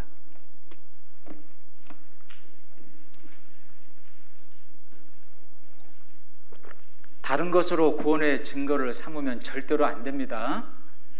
감정이나 체험이 절대 구원의 증거가 될 수 없어요. 어떤 이적과 기적이 절대 구원의 증거가 될 수 없는 겁니다. 분명히 예수님은 물과 성령으로 거듭나지 아니하면 절대 하나님 나라를 볼 수 없다고 하셨으니까요. 요한복음 1장, 오늘 이 1장 말씀까지만 좀 드리겠습니다. 1장 12절 13절 말씀입니다. 읽겠습니다. 영접하는 자, 곧 그 이름을 믿는 자들에게는 하나님의 자녀가 되는 권세를 주셨으니, 같이 읽죠. 이는 혈통으로나 육정으로나 사람의 뜻으로 나지 아니하고 오직 하나님께로서 난 자들이냐 하셨습니다.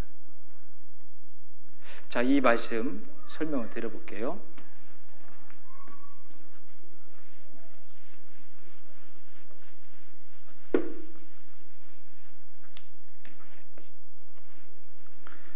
자, 주님을 영접하는 자,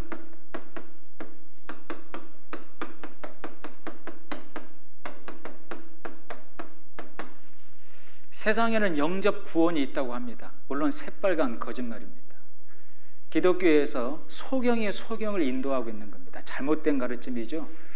교회 출석을 했고 몇 주간 출석하는 가운데 교리 문답지를 나눠주게 되고 잘 학습하고 공부하고 오세요.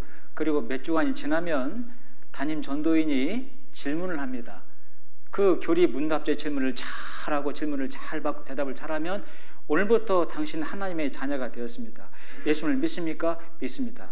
오늘 하나님의 자녀가 되었으니, 그러고 선포해버립니다. 주님을 영접하시겠습니까? 예, 영접합니다. 그리고 자녀가 되었다라고 선포를 해버려요. 그게 영접하는 겁니까?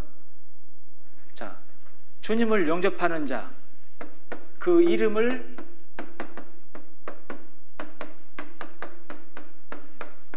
믿는 자라 기록되어 있습니다. 그럼 예수님이라고 하는 이름만 믿는 자를 말하는 거겠어요? 절대로 아닙니다. 그 이름을 믿는 자라는 말은 첫 번째, 예수 그리스도의 신분을 믿는다는 얘기예요. 예수님은 사람입니까? 하나님이십니까? 하나님이 인간의 몸으로 오신 분이 예수 그리스도입니다. 말씀이 육신되 우리 가운데 가심에 은혜와 진리가 충만하더라. 하나님이 인간의 몸으로 오시지 않으면 그 누구도 구원받을 수 없어요. 세상 모든 사람은 죄인된 아담의 씨앗 후손들입니다. 하나님이 법을 정하셨죠. 죄의 삭은 사망이요 죄의 대가는 죽음이라. 피 흘림이 없은즉 죄의 사함이 없느니라. 깨끗한 피를 가진 자 인간 가운데는 한 사람도 없어요. 그러니 하나님이 정하신 법, 그 말씀 밑으로 겸손하게 내려오셔서 깨끗한 피를 가진 여인의 몸만 빌려 태어난 예수님으로 오신 겁니다. 그분은 하나님이 인간의 몸으로 오신 분이고 하나님이어야만 인간의 죄를 죄에서 구원할 수 있습니다. 그래서 조금 전 설명한 대로 사람이 가히 할 수 없는 말들을 하셨고 사람이 가히 할 수 없는 이적과 기적을 보이신 겁니다. 죄를 사는 권세가 있음을 알게 하려 함이라. 예수님이 하나님이시라고 하는 그 신분을 믿는 거예요. 예수님이 하나님이 아니시라면 인간 누구도 구원을 받을 수 없습니다. 우리와 똑같은 죄인된 인간이었다면 우리 죄 대신에 죽을 수 있어요? 혹시 마음이 있다 할지라도 자격이 안 되는데.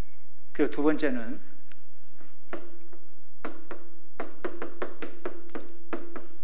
하신 일을 믿는 거예요. 하신 일. 히브리서 9장 12절 암송하시죠? 같이 해볼까요? 염소와 송아지의 피로 아니하고 오직 자기 피로 영원한 속죄를 이루사 몇 번에요? 단번에 성소에 들어가신, 이게 하신 일이에요. 짐승의 피가 아니고 예수 그리스도의 피로 과거에 지은 죄만요? 온 죄만요? 아니요. 태어나 죽을 때까지 일생 동안의 모든 죄를 몇 번 해요? 단번에요. 우리가 앞으로 지을 죄가 남겨져 있다라면, 그 전에 심판이 남겨져 있다라면, 우리가 죄 지을 때마다 내려오셨다가 또 내 죄를 짊어지시고 십자가에서 죽으시고 속죄하시고 또 승천하셨다가 내가 죄 지을 때마다 또 내려오셨다가 내 죄 짊어지고 죽으시고 부활하시고 승천하시고, 그리 아니하시려고 세상 끝에 나타나 단번에 속죄를 이루셨느니라. 이걸 믿는 거예요. 아시겠습니까? 그 이름을 믿는다라는 말은요, 그분이 하나님이시다라는 신분을 믿는 거고, 그분이 자기 피로 영원한 속죄를 단번에 이루신 하신 일을 믿는 거예요. 이게 하나님의 자녀가 되는 거라고요. 이게 거듭나는 거라고요. 이것 이외에 다른 게 있어요? 천하 인간에게 예수 그리스도 그분이 하신 일 이외에 구원받을 이름을 주신 적이 있다 없다? 없다고 하시지 않습니까? 근데 많은 사람들이 잘못 알고 있으니까 어떻게 잘못 알고 있어요? 첫 번째, 혈통으로. 두 번째, 육정으로. 세 번째, 사람의 뜻으로. 이 세 가지를 언급하셨죠? 혈통으로도 육정으로도 사람의 뜻으로도 나지 아니하고 그랬는데, 많은 사람들이 세 가지를 의지하고 있잖아요. 혈통은 뭐예요? 이스라엘 사람들은 조상 중에 아브라함이 있습니다. 유대인들의 최초의 조상이죠. 믿음의 사람이에요. 그러니 자기들이 아브라함의 후손 되었다라고 하는 민족적인 자손적인 자부심을 갖고 있었어요. 그런데 아브라함의 믿음이 자기들한테 자동으로 내려와요? 아니잖아요. 성경 곳곳에 각기 자기 죄악으로만 죽으리라. 에스겔 성경 14장 말씀 보면 네 주변에 노아, 다니엘, 욥, 구약 성경에 의로운 사람의 대표적인 세 사람이 노아, 다니엘, 욥입니다. 그 세 사람이 네 주변에 같이 살고 있다 할지라도, 그들이 너희 아빠, 오빠, 동생, 삼촌, 친척이라 할지라도 그 사람의 의로움은 너와 아무 상관이 없다 하셨어요. 믿음의 의가 전달되는 게 아니잖아요. 이게 한국에 잘못 고착된 게 뭐냐면 모태신앙입니다. 태어날 때부터 신앙을 가지고 태어났대요. 그런 사람이 있어요? 엄마 뱃속에 있을 때부터 교회를 다녔대요. 그런 거 어쩌라고요? 제가 모태신앙분을 많이 만나봤습니다. 하나님 계신 거 믿습니까? 예, 한 번도 하나님을 내가 의심한 적이 없어요. 하나님이 안 계시다라고 한 번도 생각한 적이 없습니다. 그러면 계신 증거도 보셨어요? 굳이 증거를 볼 필요가 있어요? 아니, 마트에서 물건 살 때는 안 속으려고 가격 따지고 유통기한 따지고 다 따지면서 믿는 건 그냥 덮어놓고 믿어요. 그리고 어렸을 때부터 부모님 따라서 뱃속에 있을 때부터 교회를 다녔대요. 그건 그렇게 다녔다라고는 환경과 습관을 믿고 있는 거지, 본인이 하나님 앞에 개인적으로 가진 믿음이 아니지 않습니까? 그러니 스가랴 성경 말씀 보면 다윗도 하나님 앞에 따로 회개하고, 다윗의 부인도 하나님 앞에 따로 회개하고, 다윗의 아들도 하나님 앞에 따로 회개할 것이다. 따로따로입니다. 예레미야 성경 31장 말씀에는 아버지가 신 포도를 먹었다고 아들 이까지 씻더냐? 아니다, 그 말입니다. 각기 따로 하나님 앞에 말씀을 통해 살아계심을 깨닫고 하나님 앞에 따로따로 회개하고 따로따로 복음을 깨닫고 믿어야 되는 거예요. 믿음이 유전되거나 전달되는 게 아니에요. 근데 유대인들은 자기 조상이 믿음의 아버지라고 불리고 있는 아브라함이다라는 자부심 가지고 나도 그 믿음을 가졌다라고 착각한 겁니다. 그 혈통으로 안 된다, 그 말이에요. 정리되세요? 그 다음에 육정은 이 육신 속에서 나오는 온갖 행위들입니다. 여러분 질문해 보죠. 요한복음 6장 63절에 암송하신 분 계세요? 살리는 것은 영이니 육은 무익하니라. 내가 너희에게 이른 이 말이 영이요 곧 생명이라. 거듭나고 살아나는 것은 성령으로 깨닫고 살아나는 거지 육신으로 거듭나고 살아나는 게 아니에요. 그 육정은 뭐예요? 육신 속에서 나오는 온갖 열심과 온갖 행위들이에요. 주일 성수를 지켜야 된다, 안식일을 지켜야 된다, 유월절을 지켜야 된다. 그걸 예수님의 죽으심과 벌하심, 그 보혈, 흘린 피, 이거보다 더 높이 두고 있는 겁니다. 이해되시죠? 그리고요, 어떤 분들은 이적과 기적, 소위 방언, 신유, 병고침 받았다는 거예요.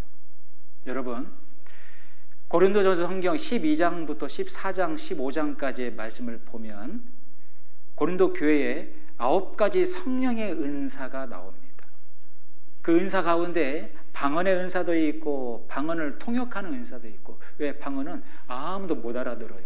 그러니 통역하는 은사를 가진 자가 통역해 줘야 됩니다.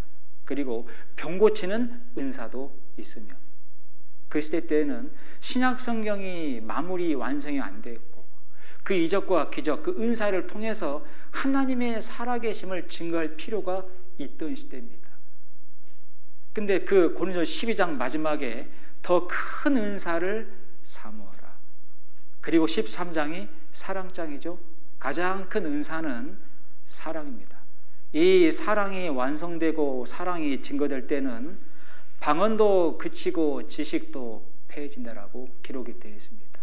더 이상 방언, 영찬, 신유, 그걸 통해서 하나님이 증거하지 않겠다라고 말씀했어요. 물론 그 방언과 신유가 지금 완전히 없다라고 볼 수는 없어요. 근데 성경에 더 이상 그것은 패해진다라고 말씀했으니 그 통로로 하나님을 나타내지 않겠다라고 말씀을 하신 거죠. 우리 가운데는 병고침 받을 수 있잖아요. 그러잖아요. 근데 그게 하나님의 성령의 능력인지 마귀의 장난인지 어떻게 알아요? 성경에는 마귀에게도 그런 능력이 있어서 구원을 받지 못하도록 속인다라고 되어 있으니, 그래서 하나님이 말씀에다가 탁 기록해 놓은 겁니다. 성령이, 사랑이 완성되어 갈 때는 방언도 그치고 지식도 패해진다고. 더 이상 방언, 신유 이런 은사는 사라지는 거라고. 근데 지금도 방언, 영찬, 병고침 이걸 크게 붙잡고 있는 분들이 많아요. 그걸 구원의 증거로 삼고 있습니다. 여러분, 허리가 아픈 병이 나았어요. 어떤 거 싹 들어가지고 다음날 말끔하게 허리가 나와서 앉지도 걷지도 못하다가 앉고 걷고 뛴대요. 그런 사람 만나봤어요? 전 만나봤어요. 그걸 성령의 임재와 성령 충만으로 믿고 있더라고요. 근데요, 그런 병 고침 받은 게 커요? 사람이 죽었다가 살아난 기적이 더 커요? 여러분, 사도 바울은 죽었다가 살아난 사람입니다. 3층천 하나님이 계시는 낙원을 갔다 온 자예요. 그 얘기 했습니까? 여러분, 병고침 받는 것보다 더 큰 것이 사람이 죽었다가 살아난 기적이잖아요. 그게 구원의 증거고 거듭남의 증거라면 그 얘기 해야죠. 근데 바울은 그 얘기했습니까? 십자가와 복음 얘기했습니까? 십자가와 복음 얘기했어요. 나는 예수의 흔적을 가졌노라. 예수의 피, 흔적밖에 자랑할 것이 없노라.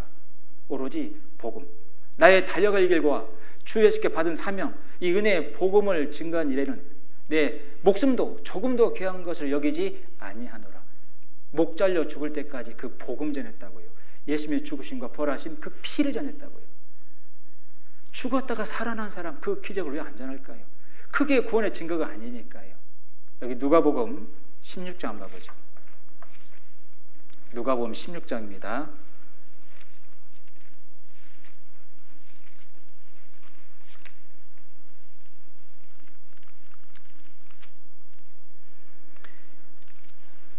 누가복음 16장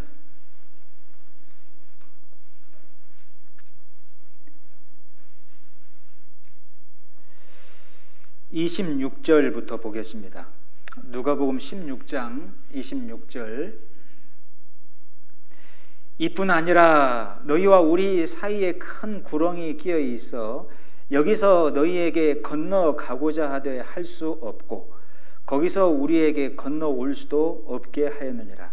가로되 그러면 구하노니 아버지여 나사로를 내 아버지의 집에 보내소서. 내 형제 다섯이 있으니 저희에게 증거하게 하여 저희로 이 고통받는 곳에 오지 않게 하소서. 아브라함이 가로되 저희에게 모세와 선지자들이 있으니 그들에게 들을지니라. 31절까지 같이 읽습니다. 가로되 그렇지 아니하니이다. 아버지 아브라함이여 만일 죽은 자에게서 저희에게 가는 자가 있으면 회개하리이다. 가로되 모세와 선지자들에게 듣지 아니하면 비록 죽은 자 가운데서 살아나는 자가 있을지라도 권함을 받지 아니하리라 하셨다 하시니라. 그러셨잖아요. 예수님께서 실제 있었던 사람들 이야기를 한 겁니다. 자, 부자와 나사로. 그 부자 하나님을 외면하는 사람입니다. 거지 나사로. 비록 거지였지만 겸손하고 간절한 마음으로 진리 찾아가 깨달은 사람입니다. 두 사람에게 죽음이 찾아왔고 나사로는 천사에 이끌려 천국으로 인도가 되었습니다. 부자는요, 그 불구덩이 가운데 던져졌습니다. 그 부자가 불 가운데 너무나 큰 고통 가운데 하나님에게 간절히 소원했죠. 물방울 한 방울만 가져다가 내 혀끝에 적셔 주기를 원합니다. 하지만 허락되지 않았습니다. 허락되지 않는 곳입니다. 건너갈 수 없고 건널 수 없다. 아마 제 생각은요, 천국에서 지옥은 절대 안 보이겠죠. 봐서는 안 되는 곳이니까요. 근데요, 지옥에서 천국은 보일까요? 저는 개인적으로 보일 거라고 생각해요. 왜요? 얼마나 고통스러울까요? 내가 그 말씀을 잘 들었어야 되는데, 내가 정말로 말씀을 통해서 분명하게 확실하게 거듭나고 구원받아야 되는데, 천국에 갈 수 있었는데 그 후의 고통이 엄청날 겁니다. 이게 사실이잖아요. 비유를 드신 게 아니에요. 있었던 사람들 이야기, 실제 장소를 이야기한 겁니다. 지옥가에 있는 그 부자가 정말 간절히 소원하죠. 저기 천국가에 있는 나사로 살려가지고 이 세상에 다시 보내시고, 아직 구원받지 못하고 있는 형제 5명 있는데 절대 그 형제 5이 이 뜨거운 지옥에 오지 않게 해주세요. 천국 간 나사로 살려서 보낸다라면 살아난 기적으로 내 형제들이 들을 겁니다. 근데 뭐라고 말씀했습니까? 듣지 않을 거다. 그들에게도 모세와 선자들의 말씀이 있으니 말씀으로 권면을 받지 아니하면 듣지 아니하리라. 여러분, 기적으로 구원받는 게 아니에요. 신이랑 은사 가지고 구원받는 게 아니라고요. 오로지 예수님의 죽으심과 부활하신 그 복음, 말씀으로 거듭나고 구원받는 겁니다. 아시겠죠? 그리고 마지막, 사람의 뜻. 지금으로 말하면 신학대 졸업했다고요? 목사 됐다고요? 장로, 권사, 집사 됐다고요? 아닙니다. 절대 사람이 인정해 준다라고 어떤 직분 감투를 썼다고, 수도원, 기도원 거기에 참여했다고, 제자훈련 받았다고 구원받는 게 아니에요. 오로지 물과 성령으로 거듭나지 아니하면 하나님 나라를 볼 수 없느니라. 그게 진리입니다. 흔들지 마세요. 혼동하지 마세요. 아시겠죠? 뭘로 거듭나야 된다고요? 물과 성령으로 거듭나지 아니하면 결코 하나님 나라를 볼 수 없느니라. 예수님의 죽으심과 부활하심, 그 복음의 말씀입니다. 절대 혈통, 육정, 사람의 뜻으로 나지 아니하고, 여러분들이 분별하고 계셔야 다른 사람을 만나도요, 어떤 사람은 말을 가만히 보면 막 구원받은 것 같아. 여러분들이 착각한다니까요. 결론을 비슷하게 알고 있거든요. 예수님이 우리 죄 다 가져가셨거든요. 예수님이 우리 죄 때문에 죽으셨거든요. 근데 만나보니까 아닌걸요. 가만히 들어보면 그건 교리로만 생각하고 있어. 딱 교리로만. 그리고 다른 게 있어. 다른 거 붙잡고 있는 그런 사람들 많습니다. 상담해보면. 그래서 상담하는 거예요. 기다려도 보고. 자, 오늘 니고데모의 신앙을 통해서 교훈을 받아보겠는데, 오늘 2가지를 배웠고요. 나머지 2가지는 다음 시간에 말씀을 드릴 텐데, 정말 진리를 향해서 간절하고 겸손한 마음을 가진 니고데모, 그리고 말씀을 통해서 확실하게 깨닫고 거듭난 니고데모 배웠습니다. 마음에 꼭 새기시고 마음에 분별이 되시면 좋겠습니다. 기도하시겠습니다. 사랑이 많으신 고마우신 아버지 하나님, 오늘 귀한 시간 하나님의 귀한 말씀으로 저희들을 깨우쳐 주시고 또 분별할 수 있도록 도와주시니 감사합니다. 사람의 생각으로 혼동되지 않도록 도와주시고 오로지 진리의 말씀을 거울 삼아 분별하며 살아가는 저희들이 되도록 인도하여 주시옵소서. 더욱더 간절하고 겸손한 마음으로 하나님 앞에, 주님 앞에, 말씀 앞에 찾아올 수 있도록 도와주시고 하나님이 주시는 말씀의 권면, 형제 자매를 통해 주시는 말씀의 사랑의 권면을 겸손하게 받아들일 줄을 아는 하나님의 자녀가 될 수 있도록 도와주시옵소서. 모든 걸 감사드리오며 저희를 사랑하시는 예수 그리스도의 이름으로 기도드렸습니다.